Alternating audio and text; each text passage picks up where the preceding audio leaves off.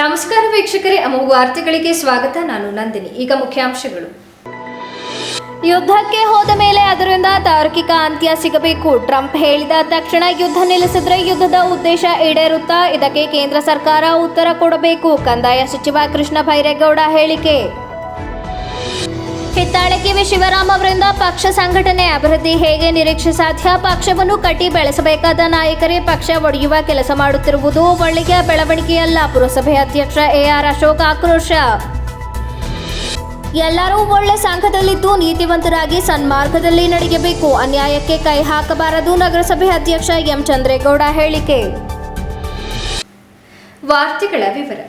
ಕದನ ವಿರಾಮವನ್ನು ನಾವು ಸ್ವಾಗತಿಸುತ್ತೇವೆ. ಪಾಕಿಸ್ತಾನದವರಿಗೆ ಪಾಠ ಕಲಿಸಬೇಕು ಅನ್ನೋದು ಗುರಿಯಾಗಿತ್ತು. ಆದರೆ ಪಾಕಿಸ್ತಾನದವರಿಗೆ ಸರಿಯಾಗಿ ಪಾಠ ಕಲಿಸಿದ್ದೇವಾ ಎಂಬ ಪ್ರಶ್ನೆ ನನ್ನಲ್ಲಿ ಇದೆ ಎಂದು ಕಂದಾಯ ಸಚಿವ ಕೃಷ್ಣ ಬೈರೇಗೌಡ ಹೇಳಿದರು.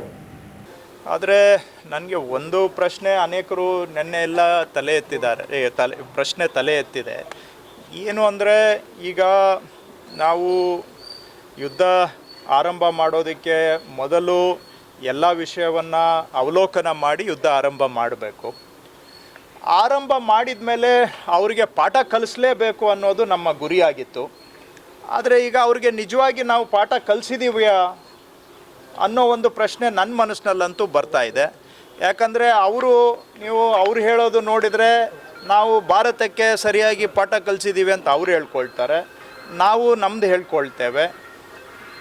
ಅವ್ರಿಗೆ ಇನ್ನೊಂದು ಬಾರಿ ಭಾರತದ ಆಂತರಿಕ ವಿಷಯದಲ್ಲಿ ಬೆರಳು ತೋರಿಸುವ ದುಸ್ಸಾಹಸ ಮಾಡದಂತಹ ಪಾಠವನ್ನು ಅವರಿಗೆ ಕಲಿಸಬೇಕಾಗಿತ್ತು.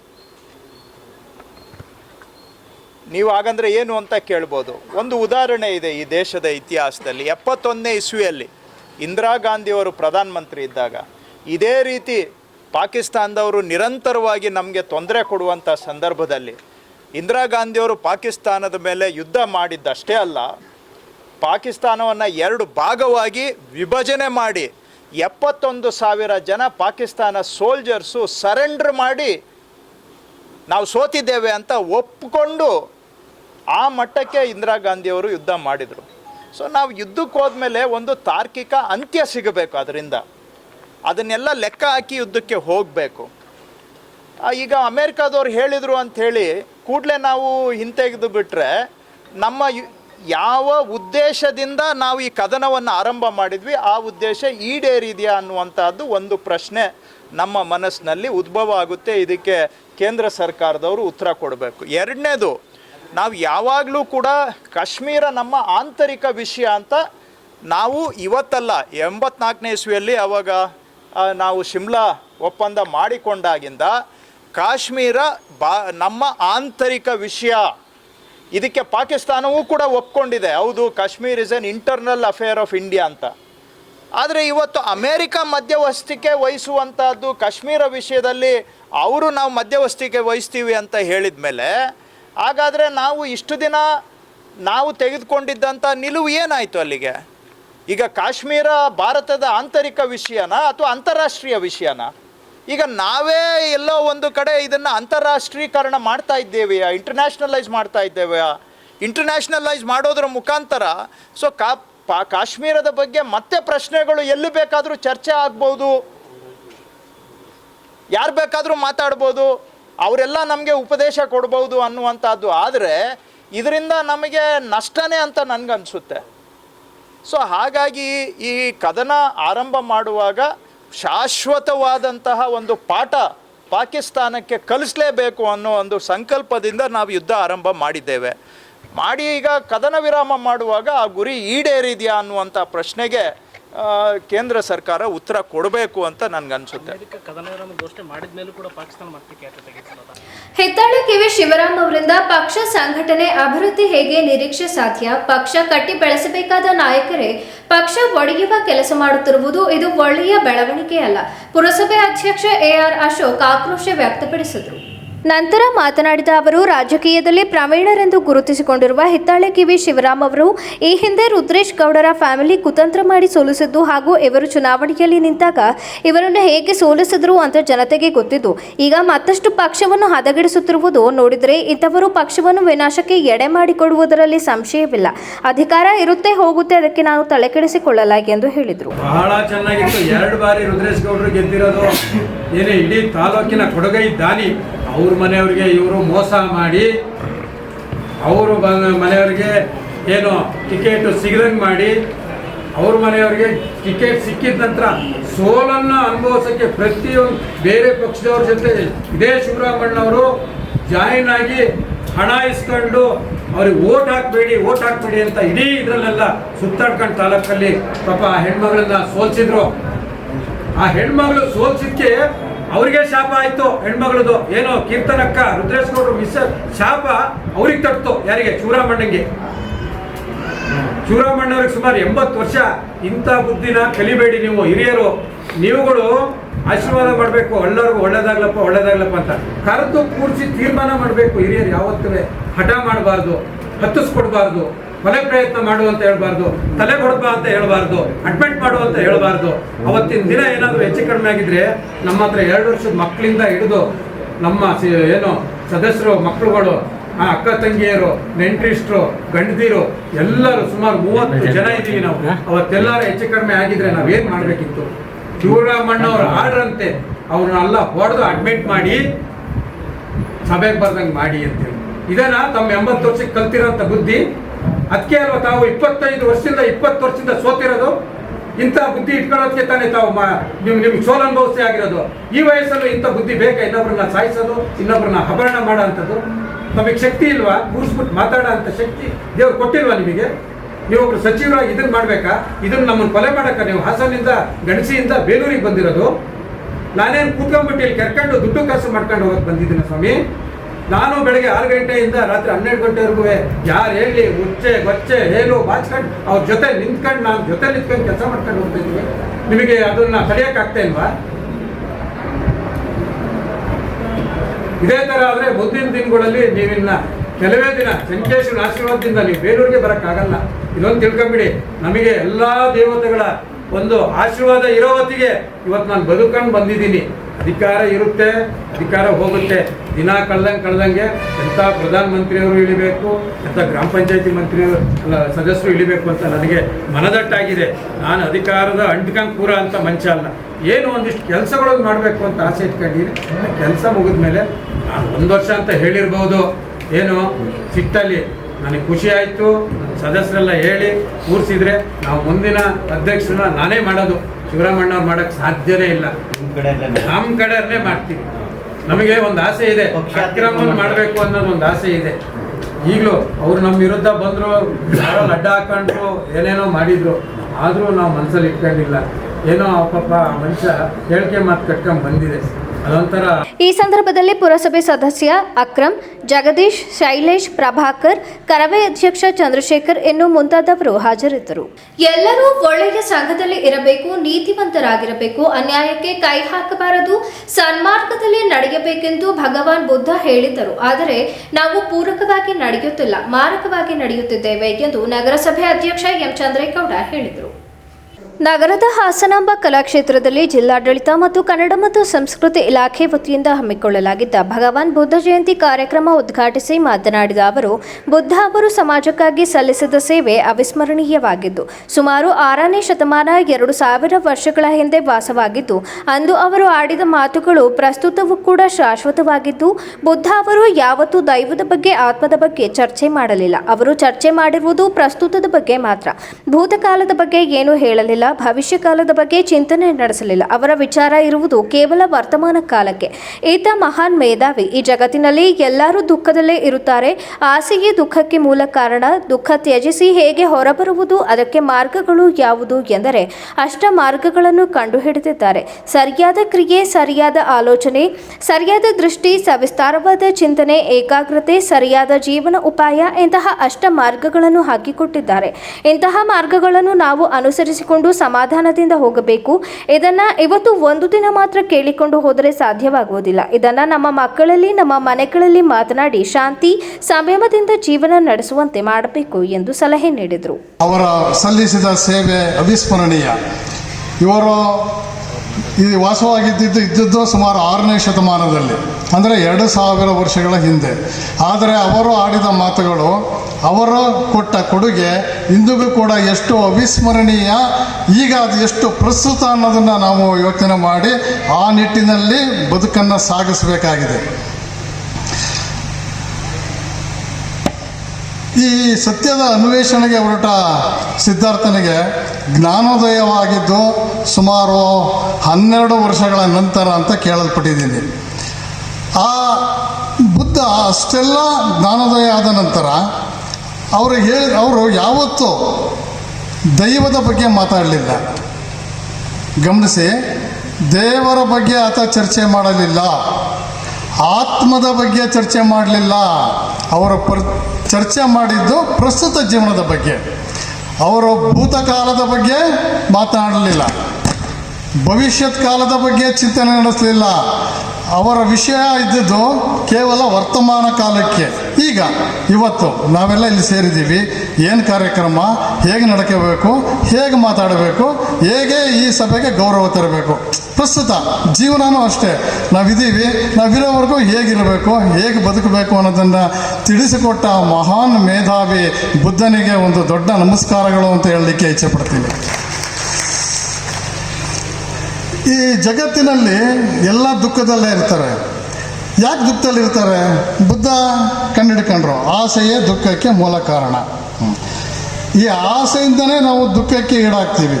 ಈ ದುಃಖವನ್ನು ಹೇಗೆ ತ್ಯಜಿಸಬೇಕು, ದುಃಖದಿಂದ ಹೇಗೆ ಹೊರಗೆ ಬರಬೇಕು, ದುಃಖದಿಂದ ಹೊರಬರೋಕ್ಕೆ ಇರುವ ಮಾರ್ಗಗಳಾದರೂ ಯಾವುದು ಅಂತ ಆಲೋಚನೆ ಮಾಡಿ ಅವರ ಒಂದು ಅಷ್ಟಮಾರ್ಗಗಳನ್ನು ಕಂಡುಹಿಡಿದುಕೊಟ್ಟಿದ್ದಾರೆ. ಏನು? ನಾವುಗಳು ಸರಿಯಾದ ಕ್ರಿಯೆ, ಸರಿಯಾದ ಆಲೋಚನೆ, ಸರಿಯಾದ ದೃಷ್ಟಿ, ಈಗ ತಾನೇ ಉಪನ್ಯಾಸಕರು ಅದರ ಬಗ್ಗೆ ಸವಿಸ್ತರವಾಗಿ ನುಡಿದಿದ್ದಾರೆ. ಸವಿಸ್ತರವಾದ ಚಿಂತನೆ, ಏಕಾಗ್ರತೆ, ಸರಿಯಾದ ಜೀವನೋಪಾಯ, ಇಂತಹ ಅಷ್ಟ ಮಾರ್ಗಗಳನ್ನು ಹಾಕ್ಕೊಟ್ಟಿದ್ದಾರೆ. ಅಂತಹ ಮಾರ್ಗಗಳಲ್ಲಿ ನಾವು ಅನುಸರಿಸ್ಕೊಂಡು ಸಾವಧಾನದಿಂದ ಹೋಗಬೇಕು ಅಂತ ನಾನು ನಿಮಗೆ ಹೇಳಲಿಕ್ಕೆ, ಎಲ್ಲರಿಗೂ ಹೇಳಲಿಕ್ಕೆ ಹಾಗೂ ನಾನು ಕಲೀಲಿಕ್ಕೆ ಇಚ್ಛೆ ಪಡ್ತೀನಿ. ಇವತ್ತೊಂದು ದಿನ ಮಾತ್ರ ಇದನ್ನು ಕೇಳ್ಕೊಂಡು ಹೋದರೆ ಆಗಲ್ಲ. ಇದನ್ನು ನಮ್ಮ ಮಕ್ಕಳಲ್ಲಿ, ನಮ್ಮ ಮನೆಗಳಲ್ಲಿ ಮಾತಾಡಿ ಶಾಂತಿ ಸಂಯಮದಿಂದ ಜೀವನ ನಡೆಸುವಂತೆ ಮಾಡಬೇಕು. ಇಂತಹ ಶಾಂತಿ ಇವರು ಆಗಿನ ಕಾಲದಲ್ಲೇ ಹೇಳಿದರು. ಎಷ್ಟು ವರ್ಷದ ಹಿಂದೆ, 2000 ವರ್ಷದ ಹಿಂದೆ ಹೇಳಿದಂತಹ ಮಾತುಗಳು ಇವತ್ತಿಗೂ ನಾವು ಅನುಷ್ಠಾನಕ್ಕೆ ತರಕ್ಕಾಗ್ತಾ ಇಲ್ಲ. ಈ ವಿಚಾರದಲ್ಲಿ ನಾವು ಹೇಳುತ್ತಾ ಇದ್ದೀವಿ. HL ಮಲ್ಲೇಶ್ ಗೌಡ ಮಾತನಾಡಿ, ಬುದ್ಧ ತನ್ನ ಕಾಲಮಾನದಲ್ಲಿ ಜಗತ್ತು ಎಂತಹ ಸತ್ಯಗಳಿಂದ ದೂರವಾಗಿದೆ ಎಂದು ಮತ್ತೊಮ್ಮೆ ನೆನಪಿಸಿಕೊಟ್ಟಿದ್ದಾರೆ. 750 ವರ್ಷಗಳ ನಂತರ ಗಾಂಧಿ ಬಂದು ಇದನ್ನೇ ಪ್ರಸ್ತಾಪ ಮಾಡುತ್ತಾರೆ. ಬ್ರಹ್ಮ, ವಿಷ್ಣು, ಮಹೇಶ್ವರ ಇದ್ದ ಹಾಗೆ ಬುದ್ಧ, ಬಸವ ಹಾಗೂ ಗಾಂಧೀಜಿ ನಮ್ಮ ಪರಂಪರೆಯ ತ್ರಿಮೂರ್ತಿಗಳು. ಇವರು ಹೇಳಿದ್ದನ್ನು ಎಲ್ಲ ಅರಗಿಸಿಕೊಂಡ ಮಹಾನ್ ಎಂದರೆ ಅಂಬೇಡ್ಕರ್ ಅವರು ಎಂದು ಹೇಳಿದರು. ಬುದ್ಧನಿಗಿಂತ ಹಿಂದೆ ಇಲ್ಲದೇ ಇರತಕ್ಕಂಥ ಹೊಸ ಸತ್ಯಗಳನ್ನೇನು ಅವರು ಶೋಧಿಸಲಿಲ್ಲ. ಆದರೆ ಬುದ್ಧ ತನ್ನ ಕಾಲಮಾನದಲ್ಲಿ ಜಗತ್ತು ಎಂತಹ ಸತ್ಯಗಳಿಂದ ದೂರವಾಗಿದೆ ಅನ್ನುವಂತಹದ್ದನ್ನು ಮತ್ತೊಮ್ಮೆ ನೆನಪಿಸ್ಕೊಡ್ತಾರಷ್ಟೆ. ಬುದ್ಧನಿಗಿಂತ ಮೊದಲೇ ಚರ್ಚಿತವಾದ, ಚಿಂತಿತವಾದ ವಿಚಾರಗಳು ಬದುಕಿನಲ್ಲಿ ಆಗಾಗ ನಮ್ಮಲ್ಲಿ ಇದ್ದವೇ, ಇಲ್ಲವಂತ ಅಲ್ಲ. ಆದರೆ ಆ ಕಾಲಮಾನದಲ್ಲಿ ನಾವು ಅದರಿಂದ ಬಹಳ ದೂರವಾಗಿರ್ತೀವಿ ಅಂತ. ಬುದ್ಧ ಬಂದರು, ಅದರ ನಂತರ ಅಂದರೆ ಬುದ್ಧ ಏನು ಹೇಳಿದಾರೋ ಅದನ್ನೇ ಒಂದು ವಚನದಲ್ಲಿ ಹೇಳ್ತಾರೆ ಅವರು. ಕಲಬೇಡ, ಕೊಲ್ಲಬೇಡ, ಹುಸಿಯನ್ನು ನುಡಿಯಲು ತನ್ನ ಬಣ್ಣಿಸಬೇಡ, ಇದುರು ಅಳಿಯಲು ಬೇಡ, ಇದೇ ಅಂತರಂಗ ಶುದ್ಧಿ, ಇದೇ ಬಹಿರಂಗ ಶುದ್ಧಿ. ದೇಹದ ಶುದ್ಧಿ ಮತ್ತು ಮನಸ್ಸಿನ ಶುದ್ಧಿಯನ್ನು ಅವರು ಎಷ್ಟು ಚಂದ ಹೇಳಿದರು ಅಂದರೆ ಬುದ್ಧ ಹೇಳಿದ್ದನ್ನೇ ಅವರು ಹೇಳಿದರು. ಆ ನಂತರ ಸುಮಾರು ಒಂದು 750 ವರ್ಷಗಳ ನಂತರ ಗಾಂಧಿ ಬರ್ತಾರೆ. ಇದನ್ನೇ ಅವರು ಪ್ರಸ್ತಾಪ ಮಾಡ್ತಾರೆ. ಬಹಳ ಮುಖ್ಯವಾಗಿ ನಾವು ಇವತ್ತು ನಮ್ಮ ನೆಲದಲ್ಲಿ ಬುದ್ಧ, ಬಸವ, ಗಾಂಧಿ ನಮ್ಮ ಪರಂಪರೆಯ ಒಂದು ಮೂರ್ತಿಗಳು, ತ್ರಿಮೂರ್ತಿಗಳವರು. ಬ್ರಹ್ಮ, ವಿಷ್ಣು, ಮಹೇಶ್ವರ ಇದ್ದ ಹಾಗೆ ಬುದ್ಧ, ಬಸವ, ಗಾಂಧಿ ಇದ್ದಾರಲ್ಲ, ಅವರು ನಮ್ಮ ಪರಂಪರೆಯ ತ್ರಿಮೂರ್ತಿಗಳಿದ್ದ ಹಾಗೆ. ಅವರಷ್ಟನ್ನೇ ಹೇಳ್ತಾರೆ. ಅಂಬೇಡ್ಕರ್ ಅವರೆಲ್ಲರನ್ನೂ ಅರಗಿಸ್ಕೊಂಡಿರ್ತಕ್ಕಂಥ ಮಹಾನುಭಾವರು, ಅವರೆಲ್ಲರನ್ನೂ ಅರಗಿಸ್ಕೊಂಡಂತಹ ಮಹಾನುಭಾವರು. ಬುದ್ಧರ ಶಾಂತಿಯ ಸಂದೇಶ ಎಲ್ಲರಿಗೂ ಮಾದರಿ. ಇದನ್ನು ಎಲ್ಲರೂ ಅರ್ಥ ಮಾಡಿಕೊಳ್ಳಬೇಕಿದೆ. ಬುದ್ಧರ 2569ನೇ ಜಯಂತಿ ಆಚರಿಸುತ್ತಿರುವುದು ಸಂತೋಷದ ವಿಚಾರ. ಇದೇ ಮೊದಲ ಬಾರಿಗೆ ಕರ್ನಾಟಕ ಸರ್ಕಾರ ಸರ್ಕಾರಿ ಕಾರ್ಯಕ್ರಮವಾಗಿ ಆಚರಿಸಲು ಮುಂದಾಗಿರುವುದು ಶ್ಲಾಘನೀಯ ಎಂದು ಮೆಚ್ಚುಗೆ ವ್ಯಕ್ತಪಡಿಸಿದರು. This morning the food also, the 6 years. I think you also there's somewhere you see there's Buddha's picture. He said like the food stomach and full thin with his bone also they come out. Like that he tortured his body, and he finally realized it is not good path, it is not good road to attain the enlightenment, and he started to eat the food. The first after this, not Yasodhara, Pajapati Gautami, she offered before enlightenment payasa. Then he, Siddhartha, they take this payasa and he went to Bodh Gaya Mahabodhi tree. He seated and he attained the enlightenment. After 6 years, he attained the enlightenment.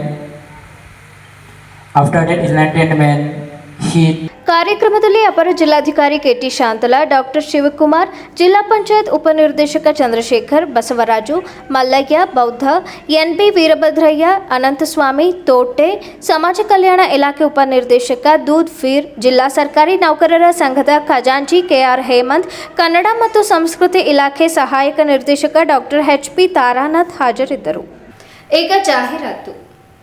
Sujala PU college ಹಾಸನದ ಹೆಸರಾಂತ ವಿದ್ಯಾಸಂಸ್ಥೆಗಳಲ್ಲಿ ಒಂದಾದ Sujala PU college science commerce ಕೋರ್ಸ್ಗಳಿಗೆ ದಾಖಲಾತಿ ಪ್ರಾರಂಭವಾಗಿದೆ ಮತ್ತು CET, neat, ಜೆಡಬ್ಲ್ಇ ತರಗತಿಗಳಿಗೆ ನುರಿತ ಅಧ್ಯಾಪಕರಿಂದ ತರಬೇತಿ ನೀಡಲಾಗುವುದು. ಸುಸಜ್ಜಿತ ಬಯಾಲಜಿ, ಕೆಮಿಸ್ಟ್ರಿ, ಫಿಸಿಕ್ಸ್ ಮತ್ತು ಕಂಪ್ಯೂಟರ್ ಸೈನ್ಸ್ ಲ್ಯಾಬ್ ವ್ಯವಸ್ಥೆ ಮತ್ತು ವಿದ್ಯಾರ್ಥಿನಿಯರಿಗೆ ಪ್ರತ್ಯೇಕ ವಸತಿ ವ್ಯವಸ್ಥೆ ಸೌಲಭ್ಯವಿದೆ. ಮತ್ತು ಹಾಸನದ ಹೆಸರಾಂತ ಗಣಿತಶಾಸ್ತ್ರದ ಉಪನ್ಯಾಸಕರಾದ ಡಾಕ್ಟರ್ ಲೋಕೇಶ್ ಇವರ ಸಾರಥ್ಯದಲ್ಲಿ ಪಿಯು ಕಾಲೇಜ್ ಮುನ್ನಡೆಯುತ್ತಿದೆ. Sujala PU college. Sujala PU college, Apoorva hotel road, ಉತ್ತರ ಬಡಾವಣೆ, ಹಾಸನ. ಮೊಬೈಲ್ ನಂಬರ್ಸ್ 9844244869, 9844359215 ಮತ್ತು 636068519. ಸೆಲ್ಯೋ ಗೋಲ್ಡ್, ನಿಮ್ಮ ಚಿನ್ನನ ಹಿಂದೆ ಸೇಲ್ ಮಾಡಿ. ಸೇಲಿವರ್ ಗೋಲ್ಡ್, ನಿಮ್ಮ ಚಿನ್ನವನ್ನು ಹಿಂದೆ ಸೇಲ್ ಮಾಡಿ. ಸೇಲಿವರ್ ಗೋಲ್ಡ್, ಎಲ್ಲರೂ ಚಿನ್ನನ ಸೇಲ್ ಮಾಡಿ ಅಂತ ಹೇಳ್ತಿದ್ದಾರೆ. ಆದ್ರೆ ನಮ್ಮ ಅಜ್ಜಿ, ತಂದೆ, ತಾಯಿ ಕೊಟ್ಟಂತ ಉಡುಗೊರೆಯ ಒಡವೆಗಳು ಹರಾಜೋಗ್ತಿವೆ. ಯಾರು ಒಡವೆಗಳನ್ನ ಉಳಿಸ್ಕೊಳ್ಳಿ ಅಂತ ಹೇಳ್ತಿಲ್ಲ. ನಮ್ಮ ಬೆನಕ ಗೋಲ್ಡ್ ಕಂಪನಿಗೆ ಕಾಲ್ ಮಾಡಿ ನಿಮ್ಮ ಒಡವೆಗಳನ್ನ ಬಿಡಿಸಿ ಉಳಿಸಿಕೊಡುತ್ತೇವೆ. EMI ಮೂಲಕ ನಿಮ್ಮ ಒಡವೆಗಳನ್ನ ವಾಪಸ್ ಪಡೆಯೋ ಸುವರ್ಣ ಅವಕಾಶ ನಿಮ್ಮದಾಗಿಸಿಕೊಳ್ಳಿ. ನಿಮ್ಮ ನೆಮ್ಮದಿಯ ನಾಳೆಗಾಗಿ call Benaka gold company 6366111199. Benaka Gold Company, we value you and your valuables. ದಕ್ಷಿಣ ಭಾರತದ ಹೆಸರಾಂತ ನಂಬರ್ 1 ಹಾಗೂ ನಂಬಿಕೆಗೆ ಅರ್ಹವಾದ ನಮ್ಮ ಬೆನಕ ಗೋಲ್ಡ್ ಕಂಪನಿಯು ನೀವು ಅಡ ಇಟ್ಟ ಚಿನ್ನವನ್ನು ಬಿಡಿಸಿಕೊಡುವುದಲ್ಲದೆ ಉಳಿಸಿಕೊಳ್ಳಲು ಸಹಕರಿಸುತ್ತದೆ. ಚಿನ್ನಕ್ಕೆ ಚಿನ್ನದಂತ ಬೆಲೆ ಬೇಕೆ? Call Benaka gold company 6366111199. Benaka Gold Company, we value you and your valuables. ನಿಮ್ಮ ಮನೆಯ ಸೊಬಗು ಮತ್ತು ಹೊಳಪನ್ನ ಹೆಚ್ಚಿಸಲು ಇದೀಗ ಪ್ರಾರಂಭವಾಗಿದೆ ಯೂನಿವರ್ಸಲ್ ಎಲೆಕ್ಟ್ರಿಕಲ್ಸ್ ಮತ್ತು ಹಾರ್ಡ್ವೇರ್, ಹಾಸನದ MG ರಸ್ತೆಯಲ್ಲಿ. ನಮ್ಮಲ್ಲಿ ನಿಮ್ಮ ಮನೆಯ ಅಂದವನ್ನ ಹೆಚ್ಚಿಸಲು ಮಲ್ಟಿ ಬ್ರಾಂಡೆಡ್ ಕಂಪನಿಗಳ ನವನವೀನ ಮಾದರಿಯ ಝೂಮರ್ ಲೈಟ್ಸ್, ಸ್ಯಾಂಡ್ಲರ್ ಲೈಟ್, ಟ್ರ್ಯಾಕ್ ಮತ್ತು profile light, lighting fans, decorative lights, LED panel light, ceiling wall ಮತ್ತು ಸ್ಪಾಟ್ ಲೈಟ್ಗಳು ದೊರೆಯುತ್ತದೆ. ದೀರ್ಘಕಾಲ ಬಾಳಿಕೆ ಬರುವ ವಿಶ್ವಾಸಾರ್ಹ ಕಂಪನಿಗಳ wires, switches, cables, motor pumps, geyser ಮತ್ತು ಪೈಪ್ಗಳು ದೊರೆಯುತ್ತದೆ.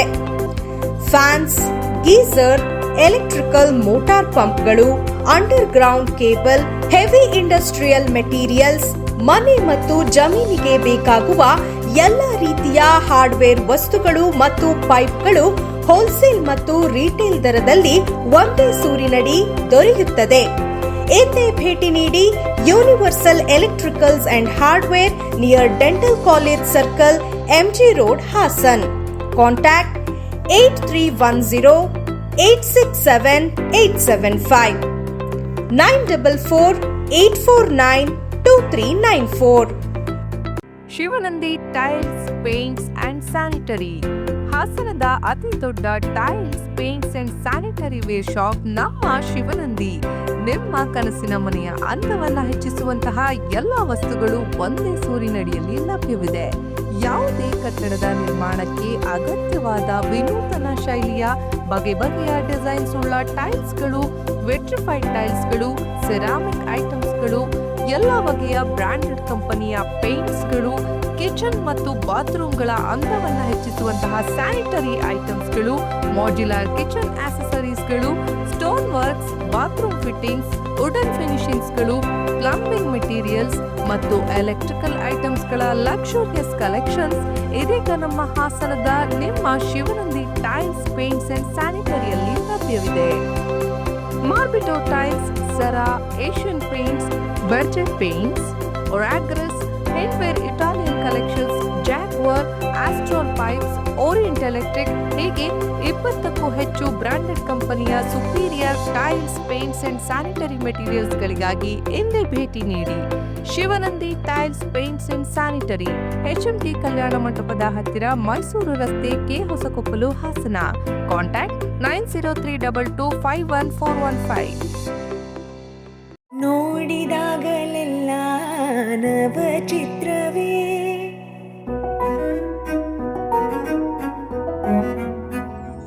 ಜಿಆರ್ಟಿ ಜ್ಯುವೆಲರ್ಸ್ ಅವರ 62ನೇ ಬ್ರಹ್ಮಾಂಡವಾದ ಶೋರೂಮ್ ಈಗ ಹಾಸನದಲ್ಲಿ. ಚಿನ್ನದ ಆಭರಣಗಳ ವೇಸ್ಟೇಜ್ ವಿಎ ಮೇಲೆ 20% ರಿಯಾಯಿತಿ. ಹಳೆಯ ಚಿನ್ನದ ಎಕ್ಸ್ಚೇಂಜ್ ನ ಮೇಲೆ ಪ್ರತಿ ಗ್ರಾಮ್ಗೆ 75 ರೂಪಾಯಿ ಹೆಚ್ಚುವರಿ ಮತ್ತು ಪ್ರತಿ ಕ್ಯಾರೆಟ್ ವಜ್ರದ ಮೌಲ್ಯದ ಮೇಲೆ 10,000 ರೂಪಾಯಿ ರಿಯಾಯಿತಿ ಪಡೆಯಿರಿ. ಜಿಆರ್ಟಿ ಜ್ಯುವೆಲರ್ಸ್, ಬೆಂಗಳೂರು ಮಂಗಳೂರು ರಸ್ತೆ, ಹಾಸನ ಕ್ಲಬ್ ಹತ್ತಿರ, ಹಾಸನ.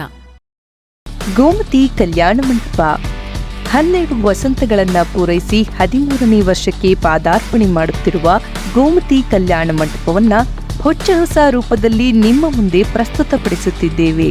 ಅತ್ಯಾಧುನಿಕವಾಗಿ ನವೀಕರಣಗೊಂಡ ಕಲ್ಯಾಣ ಮಂಟಪದಲ್ಲಿ 1500 ಜನರು ಪಾಲ್ಗೊಳ್ಳಬಹುದಾದ ಬ್ಯಾಂಕ್ವೆಟ್ ಹಾಲ್, 700 ಜನರು ಊಟ ಮಾಡಬಹುದಾದ ಡೈನಿಂಗ್ ಹಾಲ್ ಇದ್ದು, ಮದುವೆ, ಬೀಗರ ಔತಣ, ನಾಮಕರಣ ಮತ್ತು ಎಲ್ಲ ಶುಭ ಸಮಾರಂಭಗಳಿಗೆ ಸಸ್ಯಾಹಾರಿ ಮತ್ತು ಮಾಂಸಾಹಾರಿ ಔತಣಗಳಿಗೆ ಹಾಲ್ ಅನ್ನ ನೀಡಲಾಗುತ್ತದೆ. 4 ಎಕರೆಗೂ ಅಧಿಕ ಜಾಗದಲ್ಲಿ ವಾಹನಗಳಿಗೆ ಉತ್ತಮವಾದ ಪಾರ್ಕಿಂಗ್ ವ್ಯವಸ್ಥೆ ಸಹ ಲಭ್ಯವಿದೆ. ನಿಮ್ಮ ಕುಟುಂಬದ ಸುಂದರ ಕಾರ್ಯಕ್ರಮಗಳನ್ನ ಅತ್ಯುತ್ತಮ ಕ್ಷಣಗಳನ್ನಾಗಿ ಮಾರ್ಪಾಡಾಗಿಸಲು ಒಂದು ಒಳ್ಳೆಯ ಜಾಗ, ಅದುವೇ ನಮ್ಮ ಗೋಮತಿ ಕಲ್ಯಾಣ ಮಂಟಪ.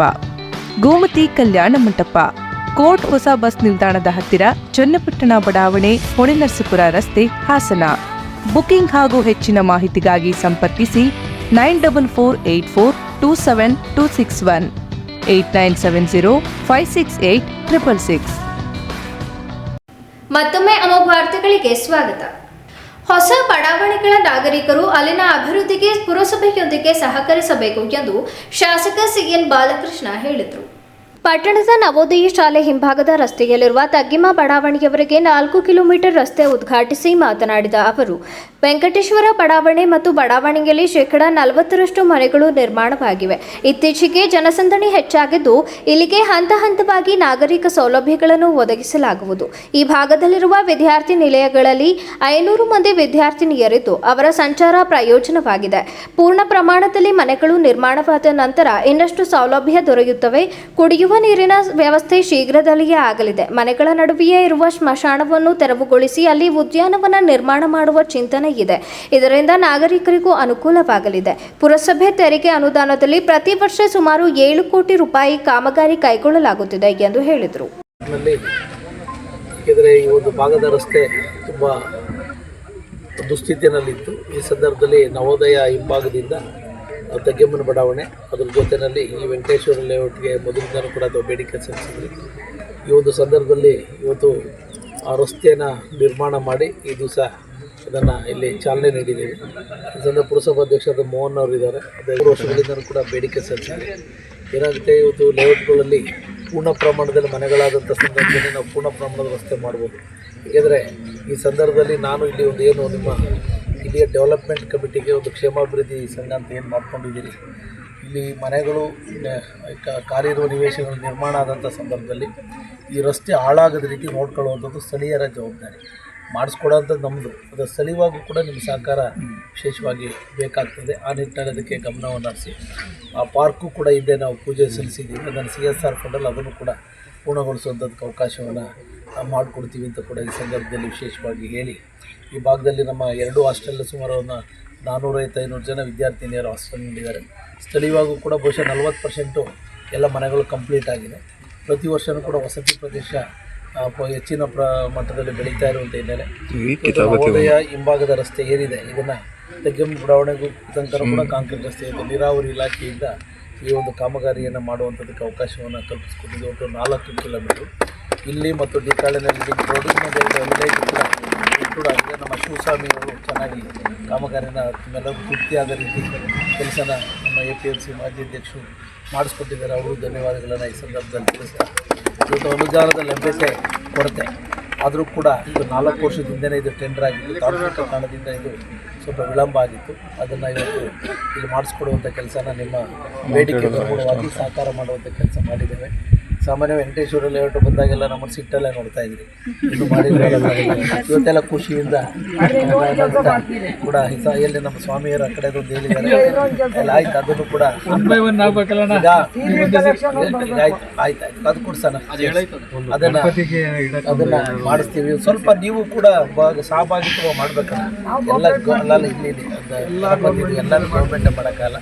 ಪೂಜೆ ಮಾಡೋದು ಅಟ್ಲಿ ಒಂದು ಫೌಂಡೇಶನ್ ಮಾಡೋರು ಒಂದು ಲೆವೆಲ್ಲಿಗೆ ಮಾಡ್ಕೊಳ್ಳಿ. ಅದ್ರ ಬಗ್ಗೆ ಗಮನ ಹರಿಸಿದ್ರೆ ಅದಕ್ಕೆ ಏನು ಸಹಕಾರ ಮಾಡಬೇಕು ಮಾಡೋಣ. ಈ ಸಂದರ್ಭದಲ್ಲಿ ಪುರಸಭಾ ಅಧ್ಯಕ್ಷ CN ಮೋಹನ್, ಉಪಾಧ್ಯಕ್ಷೆ ರಾಣೆ ಕೃಷ್ಣ, ಸಾಯಿ ಸಮಿತಿ ಅಧ್ಯಕ್ಷೆ ಫರಾನಾ, ಜಗದೀಶ್, ಶಂಕರೇಗೌಡ ಮತ್ತಿತರರು ಹಾಜರಿದ್ದರು. ಅರಕಲಗೂಡು ತಾಲೂಕಿನ 8 ಕೋಟಿ ರೂಪಾಯಿ ವೆಚ್ಚದಲ್ಲಿ ವಿವಿಧ ಅಭಿವೃದ್ಧಿ ಕಾಮಗಾರಿಗಳನ್ನು ಕೈಗೊಳ್ಳಲಾಗಿದೆ ಎಂದು ವಿಧಾನ ಪರಿಷತ್ ಸದಸ್ಯ ಸೂರಜ್ ರೇವಣ್ಣ ಹೇಳಿದರು. ತಾಲೂಕಿನ ಮರವಳಲು ಗ್ರಾಮದಲ್ಲಿ 2 ಲಕ್ಷ ರೂಪಾಯಿ ವೆಚ್ಚದ ದೇವಸ್ಥಾನ ರಸ್ತೆ ಅಭಿವೃದ್ಧಿ ಕಾಮಗಾರಿಗೆ ಸೋಮವಾರ ಭೂಮಿ ಪೂಜೆ ನೆರವೇರಿಸಿ ಮಾತನಾಡಿದ ಅವರು, ಬಸವನಹಳ್ಳಿ ಗಂಜಲಗೂಡು ಗ್ರಾಮದ ಸಮುದಾಯ ಭವನಕ್ಕೆ 3 ಲಕ್ಷ ರೂಪಾಯಿ, ಗಂಜಲಗೂಡು ಲಕ್ಷ್ಮೀ ದೇವಸ್ಥಾನಕ್ಕೆ 3 ಲಕ್ಷ ರೂಪಾಯಿ, ಬೈಚನಹಳ್ಳಿ ಸಿದ್ಧಿವಿನಾಯಕ ದೇವಸ್ಥಾನಕ್ಕೆ 2 ಲಕ್ಷ ರೂಪಾಯಿ, ಸಮುದಾಯ ಭವನಕ್ಕೆ 3 ಲಕ್ಷ ರೂಪಾಯಿ, ಹುಲ್ಲಂಗಾಲ ಕಿಕ್ಕೇರಮ್ಮ ಹೊನ್ನವಳ್ಳಿ ರಾಯ ದೇವಸ್ಥಾನಕ್ಕೆ 2.5 ಲಕ್ಷ ರೂಪಾಯಿ, ಮಾರಮ್ಮ ದೇವಸ್ಥಾನಕ್ಕೆ 2 ಲಕ್ಷ ರೂಪಾಯಿ ಹಾಗೂ ಸಮುದಾಯ ಭವನ ಅಭಿವೃದ್ಧಿಗೆ 4 ಲಕ್ಷ ರೂಪಾಯಿ ವೆಚ್ಚದಲ್ಲಿ ಅಭಿವೃದ್ಧಿ ಕೆಲಸ ಕೈಗೊಳ್ಳಲಾಗಿದೆ ಎಂದು ಹೇಳಿದರು. ನನಗೆ 2 ಕೋಟಿ ರೂಪಾಯಿ ಬರುತ್ತೆ ವರ್ಷ ನಮ್ಮ ವಿಧಾನ ಪರಿಷತ್ ಅನುದಾನದಲ್ಲಿ. ಅದರಲ್ಲಿ ಪ್ರತಿ ವರ್ಷವೂ ಕೂಡ ಸುಮಾರು 55ರಿಂದ 60 ಲಕ್ಷ ರೂಪಾಯಿ ಅರಕಲಗೂಡು ತಾಲೂಕಿಗೆ ಸೀಮಿತವಾಗಿ ದೇವಸ್ಥಾನಗಳ ಜೀರ್ಣೋದ್ಧಾರಕ್ಕೆ ಹಾಗೂ ಸಮುದಾಯ ಭವನಗಳ ಉಳಿಕೆ ಕೆಲಸಕ್ಕೆ ನಾವು ಭಾಳ ಸಹಕಾರ ಮಾಡಿದ್ದೀವಿ. ಹಿಂದೆ ಮನೆ ಬಸವರಾಜ ಬೊಮ್ಮೆಯವರು ಮುಖ್ಯಮಂತ್ರಿಗಳಾದಂಥ ಕಾಲದಲ್ಲಿ ಸಾಕಷ್ಟು ರಸ್ತೆಗಳನ್ನು ಕೂಡ PWD ಇಲಾಖೆಯಲ್ಲಾಗ್ಬೋದು ಹಾಗೂ ನೀರಾವರಿ ಇಲಾಖೆಯಲ್ಲಾಗ್ಬೋದು ಹಾಗೂ RDPR ಗ್ರಾಮ ರೂರಲ್ ಡೆವಲಪ್ಮೆಂಟಲ್ಲಿ ಇವು 3 ಇಷ್ಟು ಇಲಾಖೆಗಳಲ್ಲೂ ಕೂಡ ಸಾಕಷ್ಟು ಅನುದಾನಗಳನ್ನ ಈ ಭಾಗದ ಹಳ್ಳಿಗಳಿಗೆ ಕಾಂಕ್ರೀಟ್ ರೋಡು, ಡ್ರೈನು, ಗ್ರಾಮದ ಪರಿಮಿತಿಗಳಲ್ಲಿ ಅನುದಾನಗಳನ್ನ ಸಹಕಾರ ಮಾಡಿದ್ದೀವಿ. ಈಗಲೂ ಕೂಡ ಹಿಂದೆ ಏನು ಕೆಲವು ಗ್ರಾಮಸ್ಥರೆಲ್ಲ ಬಂದು, ಕೆಲವು ಗ್ರಾಮ ಪಂಚಾಯತ್ ಸದಸ್ಯಗಳೆಲ್ಲ ಬಂದು ಕೆಲವು ದೇವಸ್ಥಾನಗಳ ಉಳಿಕೆ ಕೆಲಸಗಳಿತ್ತು, ಕಾಂಪೌಂಡ್ ಆಗಬೇಕು, ಸಣ್ಣ ಪುಟ್ಟ ಕೆಲಸಗಳಿತ್ತು, ಸಮುದಾಯ ಭವನಗಳಿಗೆ ಅಡುಗೆ ಮನೆ ಆಗಬೇಕು, ಈ ರೀತಿ ಸಾಕಷ್ಟು ಕೆಲಸಗಳನ್ನ ಮನವಿ ಮಾಡ್ಕೊಂಡಿದ್ರು. ಅದಕ್ಕೂ ಕೂಡ ಈಗ ಸುಮಾರು ಒಂದು 20ಕ್ಕೂ ಹೆಚ್ಚು ಹಳ್ಳಿಗಳಿಗೆ ಅನುದಾನವನ್ನು ಕೊಟ್ಟಿದ್ದೀವಿ. ಇವತ್ತು ಈಗ 7 ಹಳ್ಳಿಗಳಿಗೆ ಭೇಟಿ ಕೊಡ್ತಾ ಇದ್ದೀನಿ.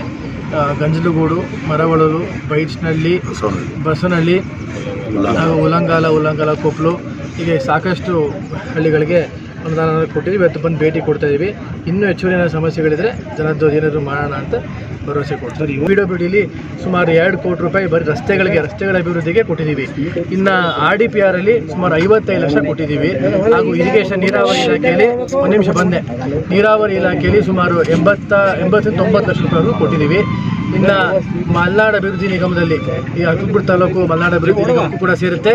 ಅದರಲ್ಲೂ ಕೂಡ ಸುಮಾರು 35-40 ಲಕ್ಷ ರೂಪಾಯಿ ಅನುದಾನಗಳನ್ನ ಕೊಟ್ಟಿದ್ದೀವಿ. ಒಟ್ಟಾರೆ ಈ ತಾಲೂಕಿಗೆ ಮಾತಾಡೋದಾದರೆ ಸುಮಾರು ಒಂದು 7ರಿಂದ 8 ಕೋಟಿ ರೂಪಾಯಿ ಇವತ್ತು ಕೆಲಸ ಆಗಿದೆ ಅಂತ ಹೇಳಕ್ಕೆ ಬಯಸ್ತೀವಿ. ಈ ಸಂದರ್ಭದಲ್ಲಿ ಮುಖಂಡ ಕಳ್ಳಿಮುದ್ದನಹಳ್ಳಿ ವಿಜಯಕುಮಾರ್, ಮಾಜಿ ತಾಲೂಕು ಪಂಚಾಯಿತಿ ಅಧ್ಯಕ್ಷ ಯೋಗೇಶ್ ಬೈಚನಹಳ್ಳಿ, ಗ್ರಾಮ ಪಂಚಾಯಿತಿ ಅಧ್ಯಕ್ಷೆ ಮಂಜಮ್ಮ ಚಂದ್ರಶೇಖರ್, ಉಪಾಧ್ಯಕ್ಷೆ ತುಳಸಿ ಚಂದ್ರಶೇಖರ್, ಕಾರ್ಯದರ್ಶಿ ಮಹಾದೇವ, ಮುಖಂಡರಾದ ಗಾಂಧಿನಗರ ದಿವಾಕರ್, ರಘು, ರಾಜಶೇಖರ್ ಇತರರು ಉಪಸ್ಥಿತರಿದ್ದರು. ಕೊನೆಯಲ್ಲಿ ಮತ್ತೊಮ್ಮೆ ಮುಖ್ಯಾಂಶಗಳು. ಯುದ್ಧಕ್ಕೆ ಹೋದ ಮೇಲೆ ಅದರಿಂದ ತಾರ್ಕಿಕ ಅಂತ್ಯ ಸಿಗಬೇಕು. ಟ್ರಂಪ್ ಹೇಳಿದ ತಕ್ಷಣ ಯುದ್ಧ ನಿಲ್ಲಿಸಿದ್ರೆ ಯುದ್ಧದ ಉದ್ದೇಶ ಈಡೇರುತ್ತಾ? ಇದಕ್ಕೆ ಕೇಂದ್ರ ಸರ್ಕಾರ ಉತ್ತರ ಕೊಡಬೇಕು. ಕಂದಾಯ ಸಚಿವ ಕೃಷ್ಣ ಬೈರೇಗೌಡ ಹೇಳಿಕೆ. ಹಿತ್ತಾಳೆ ಕಿವಿ ಶಿವರಾಮ್ ಅವರಿಂದ ಪಕ್ಷ ಸಂಘಟನೆ ಅಭಿವೃದ್ಧಿ ಹೇಗೆ ನಿರೀಕ್ಷೆ ಸಾಧ್ಯ? ಪಕ್ಷವನ್ನು ಕಟ್ಟಿ ಬೆಳೆಸಬೇಕಾದ ನಾಯಕರೇ ಪಕ್ಷ ಒಡೆಯುವ ಕೆಲಸ ಮಾಡುತ್ತಿರುವುದು ಒಳ್ಳೆಯ ಬೆಳವಣಿಗೆಯಲ್ಲ. ಪುರಸಭೆ ಅಧ್ಯಕ್ಷ ಎಆರ್ ಅಶೋಕ್ ಆಕ್ರೋಶ. ಎಲ್ಲರೂ ಒಳ್ಳೆ ಸಂಘದಲ್ಲಿದ್ದು ನೀತಿವಂತರಾಗಿ ಸನ್ಮಾರ್ಗದಲ್ಲಿ ನಡೆಯಬೇಕು. ಅನ್ಯಾಯಕ್ಕೆ ಕೈ ಹಾಕಬಾರದು. ನಗರಸಭೆ ಅಧ್ಯಕ್ಷ ಎಂ ಚಂದ್ರೇಗೌಡ ಹೇಳಿಕೆ.